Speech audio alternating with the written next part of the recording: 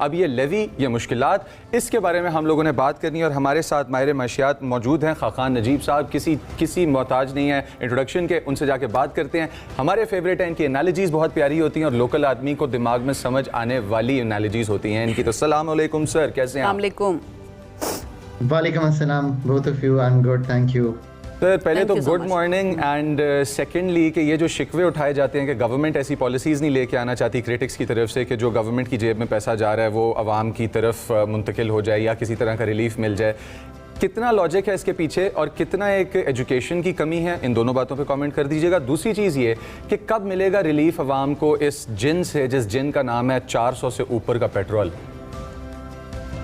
बिस्मिल्लाहिर्रहमानिर्रहीम। So let us try and understand कि हम कहाँ खड़े हैं और क्या हो रहा है। देखिए, पाकिस्तान में इस वक्त जो सिचुएशन है उसके मुताबिक दुनिया में तेल की कीमत, बिल्कुल ये बात सही है कि $65-70 से $110 इस वक्त $106 पे ट्रेड कर रहा है। हमने एक पेट्रोलियम डेवलपमेंट लेवी जिसका इजरात से चंद साल पहले हुआ, मैं फाइनेंस की टेबल पे ही था जब हमने इसको शुरू किया। इसको शुरू करने का जो मकसद था वाज द फॉलोइंग: हम 18% अगर जीएसटी लगाएं इस वक्त पेट्रोल पे या उस वक्त भी लगाते तो वो प्रोविंसेस से शेयर होता था। पीडीएल जो है वो पेट्रोलियम लेवी का कमाल ये है कि वो एक लेवी है तो वो एक टैक्स, बट वो प्रोविंसेस से जो डिविजिबल पूल है उसका हिस्सा नहीं बनती। इसलिए ये एक बड़ा ल्यूक्रेटिव टैक्स है for the federal government because ये डायरेक्टली उनकी किटी में आ जाता है। So let's try and understand कि why is it so important. इसलिए 10 रुपए से बढ़ के पेट्रोल पे इस वक्त 117 रुपए है और 42 रुपीज 60 पैसा है इस वक्त डीजल पे। इन दोनों को ऐड करेंगे तो ये 160 रुपए बन जाएगा। और 160 रुपए इसलिए है कि आईएमएफ से ये एग्री हुआ है कि जो चीज़ 10 रुपए 20 रुपए हुआ करती थी दोनों पे, उस पे इतनी बड़ी कलेक्शन इनडायरेक्ट टैक्सेशन के थ्रू हम ले रहे हैं on the petrol and on the diesel. इसका प्रॉब्लम ये है कि अगर इस वक्त सेल्स टैक्स होता तो ये 117 रुपए का मतलब है वो 36% होता पेट्रोल पे। So that's a little unfair. इसका मकसद ये था कि जब कीमत ऊपर जाएगी तो हम मतलब पेट्रोलियम लेवी को नीचे ले आएंगे और जब कीमत नीचे आएगी तो हम इसको बढ़ाकर अपनी कलेक्शन बेहतर कर लेंगे बजट की।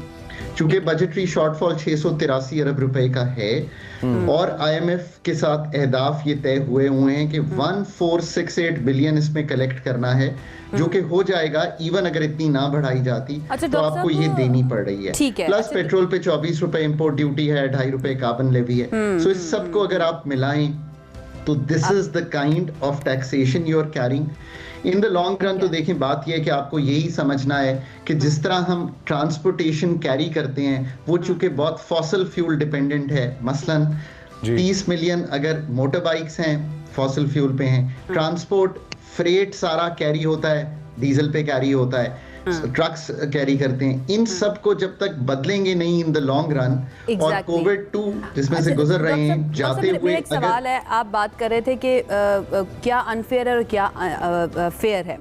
अब अगर आप रेवेन्यू जनरेशन थ्रू लेवी करते हैं तो उसके अंदर आप तो गरीब के ऊपर भी उतना ही बर्डन डाल रहे हैं जितना कि किसी अमीर के ऊपर या किसी प्राडो या लैंड क्रूजर चलाने वालों के ऊपर जो है ना आपने बर्डन डाला हुआ है। तो ये जो डायरेक्ट टैक्सेस को ना बढ़ाना है, इनडायरेक्ट टैक्सेस के थ्रू अपनी रेवेन्यू जनरेशन की या डेफिसिट को कम करने की कोशिश करना, बात तो फिर पॉलिसीज के ऊपर आ जाती है कि अगर आपने ठीक पॉलिसीज नहीं बनाई हैं तो मेरी जिंदगी बतौर पाकिस्तानी क्यों मुश्किल होती जा रही है।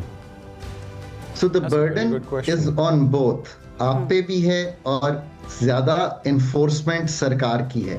पॉलिसीज चूंकि आपने एग्रीकल्चर इनकम टैक्स, रिटेलर और होलसेलर का टैक्स, प्रॉपर्टी पे ना कैपिटल गेन्स प्रॉपर किया, ना ही जिसे कहते हैं लैंड टैक्स जिसको हम कहते हैं, ये तीनों चारों नहीं किए, तो मैन्युफैक्चरिंग पे, पर्सनल इनकम टैक्स पे और इनडायरेक्ट टैक्सेशन जैसे कि इस वक्त पेट्रोलियम लेवी 117 रुपए मोटर बाइक वाला भी दे रहा है, करोला वाला भी दे रहा है, सुजुकी वाला भी दे रहा है, लैंड क्रूजर वाला भी वही रकम दे रहा है। इससे बढ़ के नाइंसाफी इस तरह होती है कि जो मोटर बाइक वाला है उसके लिए कॉस्ट ऑफ लिविंग जो है उसका शायद 70% होगा जो वो कमाई करता है, 80% होगा। लैंड क्रूजर वाला है उसके लिए तो 15% भी नहीं होगा, बिकॉज उसकी इनकम इतनी ज्यादा है। तो ये बहुत अनफेयर है। इस सब चीज की फेयरनेस तब आएगी जब हम एक मसावी टैक्स का निजाम, अब मुझे 20 साल से ये सुनते हो गए हैं पर ये हम कर नहीं पा रहे। It's a very good time because आप बजट में जा रहे हैं। सो अगर बजट में जा रहे हैं तो वाकई ये जो इस वक्त का निज़ाम है जो कि with holding taxes, presumptive taxes, जो कि सुपर टैक्स 10%, जो कि GST 18%, जो इन सब चीजों पे मुहित है, इसको चेंज करने का अच्छा मौका है। एक सवाल है मेरा डॉक्टर साहब, वो ये कि अभी थोड़ी देर पहले मैं चेक कर रही थी कि राइट नाउ हमारा सर्कुलर डेट जो है वो तकरीबन 2 खरब रुपए के करीब पहुंचा हुआ है। Correct me if I am wrong, अगर नंबर्स के मामले में थोड़ा ऊपर नीचे हो जाए तो प्लीज़ मुझे करेक्ट कीजिएगा। तकरीबन 2 खरब रुपए के करीब पहुंचा हुआ है। तो ये जो रेवेन्यू जनरेशन थ्रू लेवी करते हैं हम एनर्जी सेक्टर से, या फिर मैं पेट्रोल प्राइसेस की बात कर दूँ, क्या ये सर्कुलर डेट के लिए यूज़ होता है? इसका कितना परसेंटेज है जो सर्कुलर डेट के लिए इस्तेमाल करते हैं, एंड देन बाकी परसेंटेज हम कहाँ पर इस्तेमाल करते हैं इसकी? सो इसका बिल्कुल मतलब जीरो ताल्लुक है सर्कुलर डेट से। आई नो कि ये स्टोरी कहीं मुझसे किसी ने पहले भी पूछी थी। ये अकाउंट फॉर होता है हमारे एक federal consolidated fund, account number 1 होता है, ये उसमें डिपॉजिट हो जाता है और ये सरकार को चलाने में, PSDP में, जिस तरह भी आप समझें, ये 1468 अरब खर्च होते हैं। इसका बिल्कुल कोई ताल्लुक सर्कुलर डेट से नहीं है एट ऑल। सर्कुलर डेट जो है वो ये चीज है कि जो हमारे पेबल्स खड़े होते हैं, क्योंकि हम कलेक्शन कम करते हैं और हमने देना ज्यादा होता है, उसके डिफरेंस को हम सर्कुलर डेट कहते हैं। वो 1600, 1700, 1800 के करीब हॉवर करता है इलेक्ट्रिसिटी में, और 1700 अरब ही है गैस सेक्टर में। सो मिला जुला के कहीं 3400 अरब के करीब हॉवर कर रहा होता है। वो इनएफिशिएंसीज हैं, वो सिस्टम में पार्क्ड हैं, उनका इससे डायरेक्टली ताल्लुक नहीं है। पर हम उसको सर्विस करने के लिए कहां से पैसे ला रहे हैं, मैं वो भी आपको समझा देता हूं। 3 रुपए मेरे ख्याल 28 पैसे आप एक डेट सर्विसिंग सरचार्ज दे रही हैं अपने बिल में इलेक्ट्रिसिटी के, उससे सर्कुलर डेट जो पार्क हुआ है उसकी जो बैंक बोरोइंग है वो सर्विस हो रही है और उसका रिटर्न सर्विस हो रहा है। ये इस तरह चल रहा है। 1468 अरब रुपए एक टैक्स है, ये FBR समझने कलेक्ट नहीं करता, तो पर है एक कलेक्शन ही, और ये एक ओवरऑल नॉन टैक्स रेवेन्यू की मद में जो ओवरऑल हमारा कलेक्शन होती है रेवेन्यू की, उसमें चला जाता है। ये इनडायरेक्ट है, इससे निकलने के लिए जब तक ब्रॉडनिंग नहीं करेंगे टैक्स की, निकल नहीं पाएंगे। ये है पूरी स्टोरी। मेरा सवाल मुजम्मिल ये भी है कि क्या बाकी ममालिक के अंदर भी हमें ऐसी मिसालें मिलती हैं जहाँ पर लेवी के थ्रू इस तरह से रेवेन्यू जनरेशन की जा रही हो? डॉक्टर साहब एक बात जो कि है ना वो हमें बताते चलें, आम आदमी नहीं समझता कि टैक्स इंपॉर्टेंट क्यों है और टैक्स से फ़ायदा क्या होगा। बिल्कुल शॉर्ट एंड ब्रीफ ये बताते चलें for the common man to understand कि बेनिफिट क्या है इन टैक्सेस का, क्यों टैक्स को आम आवाम अपना दुश्मन समझती है। एक तो ये है कि टैक्स अगर मसावी हो, वर्टिकल और हॉरिजॉन्टल इक्विटी हो, तो फिर तो कोई इसको गलत नहीं समझेगा। आप ज्यादा कमाते हैं, आप पे ज्यादा टैक्स होगा। अगर ऐसा हो तो आप भी समझेंगे कि everyone is paying there due share. ये क्यों लगाया जाता है? ये इसलिए लगाया जाता है कि आपने स्टेट को चलाना है ना, मतलब direct income tax, property taxation, retail and wholesale, ये सब अच्छी टैक्सेशन है, इससे डॉक्यूमेंट भी होती हैं चीजें। जब आप ये कमाई करते हैं तो इससे डेवलपमेंट का भी काम होता है, सरकार चलती है, पुलिस मिलती है, सोशल सर्विसेज मिलती हैं, मुल्क का डिफेंस होता है। That is the way you do it.